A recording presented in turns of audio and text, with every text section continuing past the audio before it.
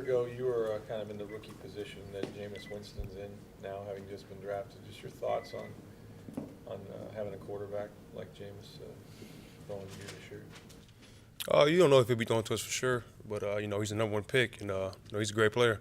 I watched him throughout his college career, and he can hang in that pocket and deliver the ball. So, being in this position last year, my mind was spinning, man, going crazy.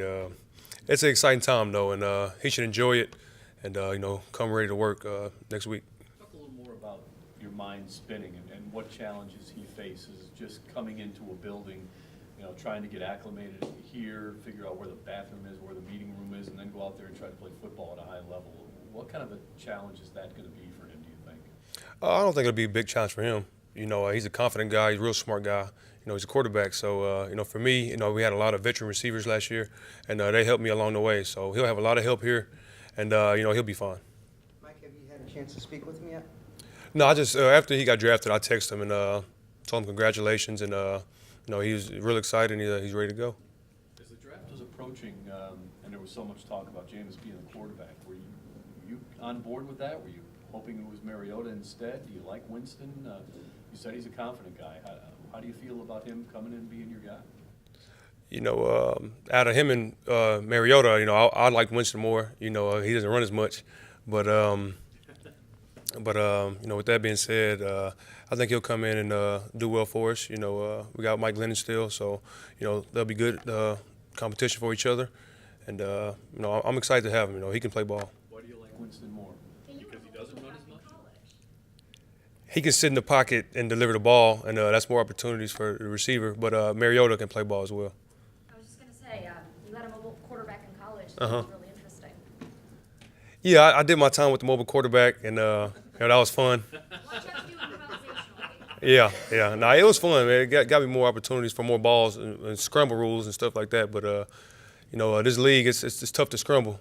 So I think Jameis will be fine. Mike, how more settled are? I mean, for guys like yourself that are first-round picks, you play your bowl game, you're training for the combine, then you're training for your pro days and your workouts, you're making all these visits, and then you go straight into rookie camp and so on.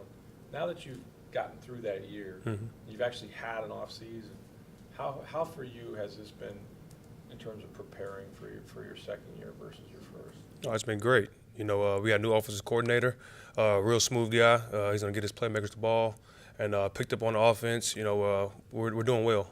Just went out there, and the offense is coming to us, real quick, and it's gonna be fun. And the off season was great. 3-4 months off, body healed up, and I'm ready to go. Were you able to devote more time to training after you got your rest because you weren't doing all this traveling and Yeah, absolutely. This time last year, I was coming off a lot of visits. Didn't work out much, and it caused me to strain my hamstring. First day of OTAs, I wasn't training or anything like that. I wasn't in shape, and now I'm in shape and I'm ready to go. Yeah, how hard is that to go from, a college season that included the postseason, and then all of a sudden you're doing your pre-combine training, you do the combine, you do your workouts, and then all of a sudden you're thrust right into camp, and you really don't get a break until the off season after your rookie year. Do people realize how tough that is? Yeah, it's like going 2 years straight, or however long you were in college. You don't get no break. You do spring ball, then you do camp, and then you do your whole season, and then you do train for the combine, and then you have to do workout for teams and stuff like that, and then you come right into OTAs in the NFL, and it's tough, but the strong will survive. Mike, you guys drafted 2 more receivers in Kenny Bell and Kalen Clay. Have you had any chance to talk to them or look up highlights or anything like that yet? I've seen both of them play. Kenny Bell had one of the best blocks I've ever seen, maybe the best. I seen a guy from Utah. He's a return specialist. He's very dynamic. And, I just follow those guys on Twitter. I didn't reach out to them or nothing like that, just letting them enjoy this time. And I'll speak to them when they come in. Mike, are you a goal-driven guy? Do you set goals each season? And if so, have you set any for this year after the big year you had last season? Yeah, I set goals not on statistical goals, but as what I can do as far as team goals and goals that can't be like really measured on stats. I do stuff like Rookie of the Year last year, came up short in that, and this year I want to be a Pro Bowler, things like that. I want to make the playoffs. So those are my 2 main goals right now. Like, where do you think you can get better as a receiver? Because you did so many things well last year, but what part of your game do you? I know the easy thing to say is everything, but Yeah.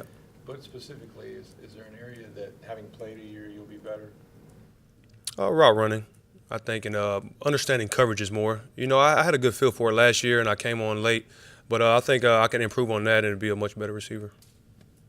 This offseason, physically, did you have any kind of goal, get faster, jump higher, strength, anything specific? Just be in shape. By the time voluntary workouts came along, and you know, I'm in shape. Mike, there's another corner nickel from A&M that's here as an undrafted rookie, Everett. What do you remember about him, and then what does he bring to things at minicamp?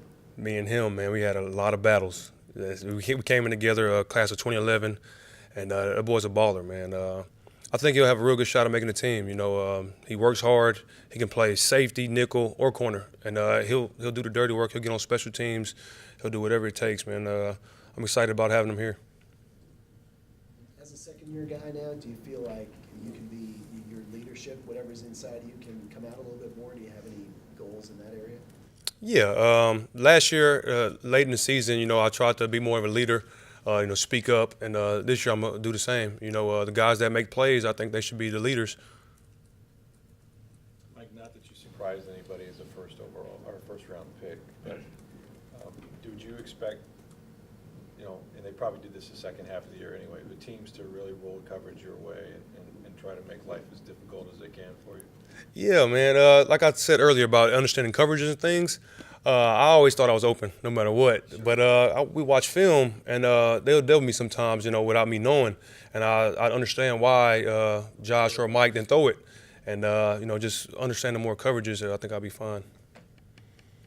Is there anything more that stands out to you about Dirk Cutter just from the time you've spent compared to what you experienced before or in college? He knows football. He really knows football, and he's going to get his playmakers the ball. That's all I can pretty much say right now as far as offense goes. I hate to keep asking about Winston. I know we've kind of gone all over the place It's a all little good. bit there, but I don't know if you heard his initial reaction when someone brought it to his attention that he basically has 2 Kelvin Benjamins now. Mhm. He went, "Oh my God." I mean, I think he knew about that, but, Yeah. you know, what does it mean to you to hear a reaction like that, a guy that's just so stoked to work with you? That's a great reaction, for him and for us.